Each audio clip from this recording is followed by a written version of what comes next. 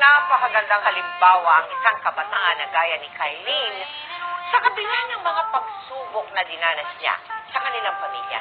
Kabilang na ang pagkawalay niya sa kanyang ama.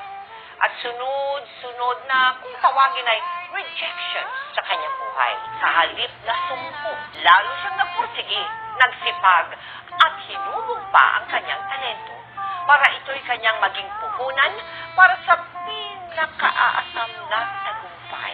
Ilan kayo magkakapatid? 3 po kami. Pang-ilan ka?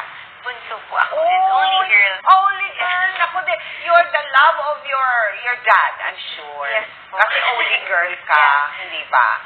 At sabi din nila, ang mga girls daw, talagang malapit sa dad. Is Yes that true? Totoo. Maliit ka, you were very, very close to your dad? Yes po. Kasi sinuspoil niya po ako. Let's go to your career.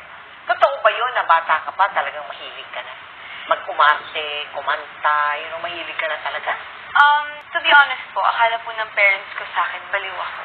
Because when I was 3 years old po, nasa harap po ako ng salamin, and then umaarte po ako ng, nag-change po ako ng emotions, nagiging, tutuwa po ako, nagagalit ako, nagtataray ako, tapos matutuwa ulit ako. So parang akala nila, ay, baliw ata tong anak ko. And then nanonood na po ako ng mga teleserye, doon na po nila nakikita na parang nag-critic po ako sa mga actings nila. And then doon na po nila nakitaan ako ng potential na parang, ay, pwede pala siya. Gusto niya palang umarte ka. Pero teka muna, wala ka bang naging inspirasyon sa pag-arte mo when you were 3? When you were a child? Basta na lang automatic na umaarte ka sa salamin? Meron bang gano'n? Nakikita ko po kasi sa... At ginagaya mo sa TV? Yes po. Sino yung ginagaya mo? Sino ba idolo mo noon nung bata ka? Nakakapanood, dahil nga po nasa bahay po kami ng grandparents ko, syempre may mga seniors po yung napapanood namin. Like Mga si seniors? Miss Marisa Friano. Okay. Friano, Miss Belia Flores, Ah! Gloria Romero. Oh. Actually po, fan po ako ni Miss Belia Flores because she's the queen of all Convertidas. Sila yung ginagaya mo sa salamin. Yes po. At gayang-gaya mo naman. Feeling ko naman pagayang-gaya ko po. Teka muna. Sabi ko nga kanina yung isang hugot mo na yung paghihiwalay ng parents mo.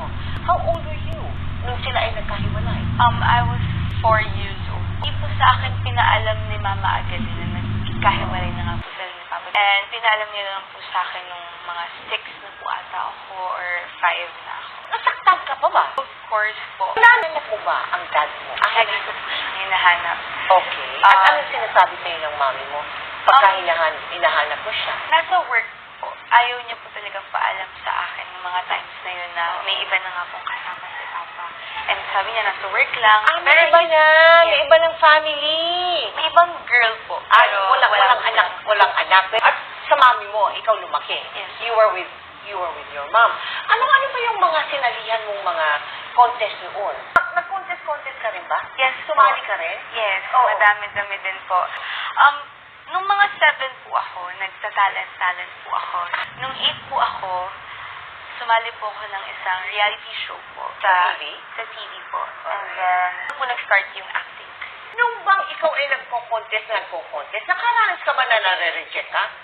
Talo. Kumbaga talo. Ganon. Always po. And then nga po, hindi po nila nakikita yung potential sa akin. Ano yung pinakamasakit na naranasan? Whatever. Pangungutya. And then, sabi po nila, trust me, hindi mo makukuha yung pangarap mo. Kasi hindi ka maganda, hindi ka talented. Walang nagtitiwala sa'yo, hindi ka sisikat. But, ginawa ko po yung, kumbaga, strengths ko para pag-igihan ko. Pero saan ka naman natanggap? Nasa naman yung mga victory? Saan naman yun? Doon nga po sa in-auditionan ko po na reality show, tanggap po ako doon. Kailan bumalik sa buhay mo ang iyong papa? When I was 11 or 12 po, nakita niya na po ako sa isang TV show. Ate ka na, Yes nakita ka po. na. And then, nakita niya po ako doon. Na-miss niya po siguro ako. And my mom din naman po. Because for me po, ang relationship po nila ni Mama, they never loved each other. So, from that time on, naging close ka na ba ulit sa father mo? Hindi po siya ganun kadali eh. 10 years po kasi silang 10 years na kahiwalay. And then, nga pumunta po si Papa dun sa Manila. Wala na po sila ng girl. Pumunta si Papa po dun sa Manila. Tumira po siya sa amin. Doon po siya nag-start na slowly, parang kinukuha niya po yung loob ulit namin ng mga kapatid ko. So, niligawan ka ulit ng father mo? Yes po. Naging okay na kami. Tell me about your audition sa Kambal Karibal. Napaka-challenging na role yun. Ang dapat po kasing role ko doon is young Jean Garcia po, young Teresa. Pero pinabalik po ulit nila para mag-audition po sa role na Cheska. Nag-audition po ako. And ako po yung nakuha. And doon po ulit bumalik yung eagerness ko po sa trabaho. Ano sinabi ba sa'yo nung audition master? Para, para ma-lift yung spirit mo, ganyan. Na wala daw po sa kung bago ka o datihan ka man dito.